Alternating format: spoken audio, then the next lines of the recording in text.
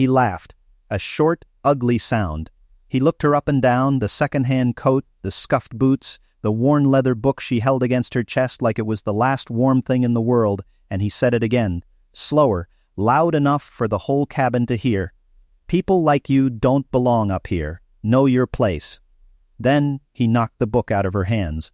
It hit the floor and slid under the seat in front of her, and a small brass pin spilled loose and skittered across the carpet. Nobody moved. Nobody spoke. A baby 3 rows back stopped crying as if it could feel the cold in the air. 12 rows of strangers found something fascinating to stare at in their own laps. What Preston Vance did not know, what he could not have known, was that the quiet young woman he had just called the help had once put a crippled cargo plane down on a cratered runway with one engine dead and a cabin full of wounded behind her. He did not know that in 90 minutes his life and the lives of every one of the 182 souls on that airplane would rest entirely in her 2 steady hands. Have you ever been judged by the way you looked? By the work your mother did? By the coat on your back? Then stay with me. Because the man who told that woman to know her place was about to learn his. Let me take you back. 6 hours earlier. The morning began the way every morning began in apartment 3B, with the smell of starch and steam. Della Calloway was at the ironing board before the sun cleared the rooftops across the street, pressing a uniform she had pressed 1,000 times before. It was a plain gray smock with the Hale Tower Services patch on the breast, the kind of garment most people never look at twice, worn by the kind of people most never look at once. But Della ironed it the way some women iron a wedding dress. Slow, careful, every seam made to lie flat and true. She used to tell her daughter that you can't always choose the work, but you can always choose to do it like it matters. Because it does, she would say. Because you do. The apartment cost $1,280 a month, and Della earned $14.25 an hour cleaning 11 floors of a building she would never be allowed to enter through the front. There was a blue tarp in the corner of the kitchen ceiling, fixed there 2 winters ago to catch the leak the landlord kept promising to repair. There was a brown paper bag on the counter with a folded sandwich inside, the kind of small daily kindness that costs nothing and means everything. And there was her daughter Nia sitting at the little table by the window in the gray light, turning the pages of an old leather book. The book was a flight logbook. Oxblood leather gone soft as cloth at the corners. The gold letters on the cover faded almost to nothing. E. Calloway, inside the front cover, pinned to the lining, was a set of brass pilot's wings, tarnished by 30 years of being held by hands that loved them. Tucked into the back was a slim certificate that Nia never showed anyone, because she had learned a long time ago that showing it changed nothing about how people looked at her. The book had belonged to her father, Captain Elijah Calloway. Eli, to the few people who got to call him that. Eli Calloway had loved the sky the way other men love a woman or a bottle, completely and at great cost. He had flown for the Air Force, and he had been good, better than good, the kind of pilot the younger ones came to watch. When he left the service, he wanted what every pilot wants. He wanted the left seat of an airliner. He wanted to wear 4 stripes and stand in front of a cockpit and have a child press her face to the glass and wave. He applied to the major airlines. 9 times. 9 times he sat across the table from men who shook his hand and told him they'd be in touch and never were. 9 times he watched the job go to someone with half his hours and twice his luck, and a face that the men behind the table found easier to picture in a uniform. He never let Nia hear him be bitter about it. Not once. He flew cargo and charter instead, hauling freight and oil field workers in the dark to keep the lights on. And on his days off, he drove his daughter out to a little county airfield in a borrowed Cessna with a cracked seat and a radio that hissed. He taught her there, in the cold mornings with frost on the wings. Fly the airplane, he told her, over and over, until it lived under her skin. Don't ever let the airplane fly you. When it gets loud, when it gets ugly, when everything is screaming at you to panic, you slow down. You breathe. You fly the airplane. And then the thing he said most of all, the thing that became the whole shape of who she was. The sky doesn't care what you look like, baby. Up there, you are exactly as good as you fly. Nothing more. nothing less. The sky is the only honest country I ever lived in. He died of a heart attack at 56 in the cab of his truck in a parking lot alone. He never got the left seat. He never wore the 4 stripes. The only thing he left his daughter was a paid-off Cessna he'd bought at auction, a head full of everything he knew, and that worn leather book. Naya took the rest the long way. She earned every rating he couldn't buy her. Then she did the thing he never could. She put on a uniform of her own and flew for her country, a captain at 26 3,400 hours in the heavy iron, hauling beans and bullets and broken men out of places with names you've only heard on the news. She landed airplanes that should not have been landable. She got a chest full of ribbons she kept in a drawer because they embarrassed her. And then, 3 weeks before this story begins, her time was up, her contract ended, and she came home to a country that on the ground still couldn't see past her coat. That morning she was flying back to Atlanta, home to her mother. She had an interview in 2 days. A final round interview for a first officer position with Meridian Air, the airline her father had applied to twice. She had applied to them once before, months ago, and gotten a form letter, a single cold paragraph, no reason given. But a recruiter had called out of the blue and asked her to come in, and she had said yes, because hope is a stubborn thing in the children of stubborn people. There was not much money in that apartment, and there never had been. There was a coffee can on top of the refrigerator where Della kept the bills she couldn't pay yet, folded so the amounts didn't show, because she said a number left out in the open just sits there and worries you.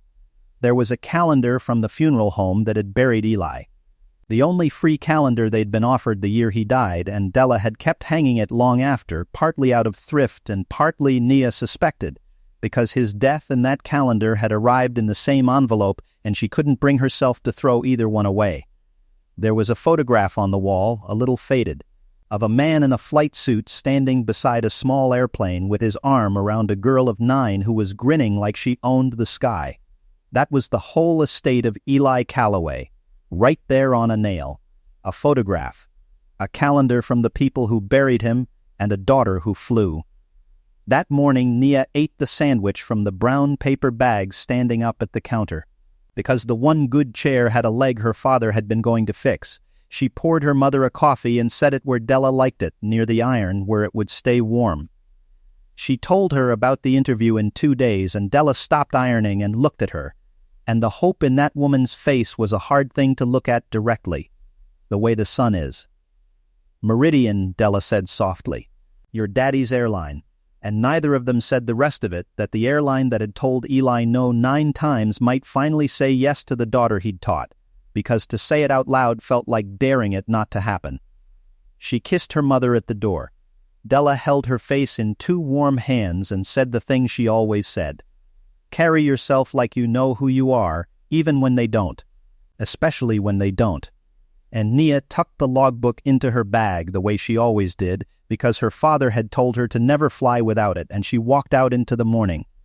But what neither of them knew, as Della went up to clean 11 floors and Nia went out to catch a plane, was that they were both about to walk straight into the same man's path. And he had no idea who they were. Preston Vance III did not wait in lines. Preston Vance did not stand at gates. Preston Vance was a senior vice president of Meridian Air, and the reason he was a senior vice president of Meridian Air was the gold band on his left hand and the name of the man who'd put it there, Walter Hale, the airline's chairman, whose daughter Preston had married 11 years and 3 affairs ago. Preston ran the operations division. More to the point, Preston ran cost. He was the man who looked at the budget the way a surgeon with a grudge looks at a body, and cut. He had cut a great many things.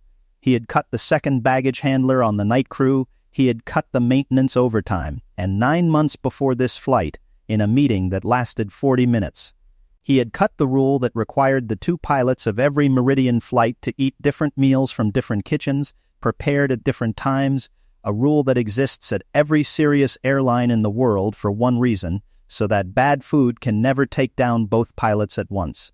It cost $3 a tray to keep the 2 meals separate. Preston had found a vendor who would do a single shared crew tray for less, and he had signed the change and he had moved on, because to a man like Preston a rule is just a number wearing a costume. There were 4 complaints in his personnel file, 4 employees over 6 years who had gone to Human Resources to say that Mr. Vance had spoken to them in ways that no one should be spoken to. 2 were black. 1 was a single mother. 1 had simply been a junior gate agent who'd asked him to wait his turn. All 4 complaints had vanished. Not because they were untrue. Because Walter Hale's son-in-law does not get written up. The system that made Preston cruel was the same system that promised him he would never pay for it. That morning, Preston was flying home on Meridian Air Flight 226, Washington to Atlanta, in the first row of first class, the way he always did, with a glass of bourbon at 10 in the morning and a phone he never took from his ear. And he was in a foul temper, because his upgrade had not been waiting at the gate the instant he arrived. And somewhere in the boarding crush a young woman in a worn coat had bumped his shoulder with her bag and said "excuse me" without nearly enough fear in her voice. He remembered her face. He would remember it a great deal more by the end of the day. The boarding was ordinary, the way the worst days always start ordinary. Nia found her seat, 14C, an aisle in the cramped back third of the cabin, and slid her bag under the seat in front of her, the logbook on top where she could feel it with her foot. She had learned a long time ago to take up as little space as the world would let her. The plane was full, a Boeing 737, 176 passengers and 6 crew, 182 souls, though no one counts them that way until counting them suddenly matters. In 14B beside her was a teenager named Marcus, 16, headphones around his neck, flying alone to visit his father, the kind of kid adults talk over as if he isn't there. Across the aisle, an older woman with a worn Bible in her lap and a quietness about her that Nia recognized, the quietness of women who have prayed through long nights. The flight attendant working the aft cabin was named Joelle, 8 years on the line, tired around the eyes, the kind of tired that comes from being polite to people who are not polite back. And up front, in the cockpit, were 2 men. Captain Raymond Doyle, 58, 29 years and 22,000 hours, 3 years from a pension and a lake house. And First Officer Kyle Brennan, 28, 900 hours, 8 months on the line, still young enough to think the worst thing that could happen on a Tuesday was a delay. They pushed back on time. They climbed out over the river, and for the first hour, Flight 226 was exactly as boring as a flight is supposed to be. The seatbelt sign went off. The carts came out. And somewhere over the mountains, the trouble that had been waiting 9 months for this exact airplane began, quietly, with a meal. It started in first class, where the trouble usually starts, with Preston Vance and his second bourbon and a phone call that wasn't going his way. Nia had gotten up to use the lavatory at the front of the cabin. The aft ones had a line. And she was waiting in the narrow space by the galley, the logbook in her hand, because she did not like to leave it in the seat back, when Preston came off his call and saw her standing there. In his cabin. In his air. "Excuse me," he said in the voice men use when they mean the opposite. "This is first class. Did you wander up from the back?" "I'm waiting for the lavatory," Nia said. "There's a line in the back." "There's a line in the back," he repeated, mimicking her, a smile with no warmth in it. He looked at the coat. He looked at the boots. He looked at the leather book and his lip curled like he'd smelled something. "What is that, your Ursum? Let me guess. You clean offices. You here to ask somebody for a job?" He chuckled and turned to the man across the aisle, recruiting him the way bullies always try to recruit, looking for an audience. "They'll let anybody up here now." And here is the thing you have to understand about Nia Calloway. She did not shrink. She did not snap. She had stood in front of much larger fires than this small, mean man, and she knew exactly what her father had taught her. When it gets ugly, you slow down. You breathe. "My mother cleans offices," she said, and there was no shame in it, none at all, only a quiet pride that landed harder than any insult could have. "She's the finest woman I know." That should have ended it. With a smaller man it would have. But Preston Vance had been told his whole life that his discomfort was an emergency the world owed him a solution to, and the calm in her voice, the dignity of it, the way she would not give him the fear he was fishing for, enraged him in a way he couldn't have named. So he reached out and he flicked the logbook in her hands, hard, with 2 fingers like swatting a fly. And it tumbled out of her grip and hit the galley floor and fell open, and the brass wings came loose from the lining and slid out across the tile. Joelle, in the galley, froze with a coffee pot in her hand. The man across the aisle looked at his window. Nobody moved. Nobody spoke. Nia knelt down on the galley floor in her second-hand coat to gather her father's book.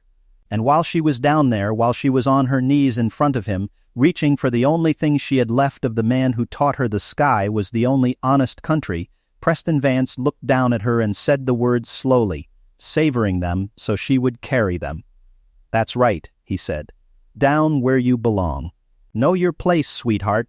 And then he stepped over her, the toe of his loafer catching the open logbook and dragging it, and a few drops of bourbon spilled from the glass in his hand and fell onto the open pages, blurring 30 years of her father's careful blue ink, and he went back to his seat without looking back, because to him she had already stopped existing.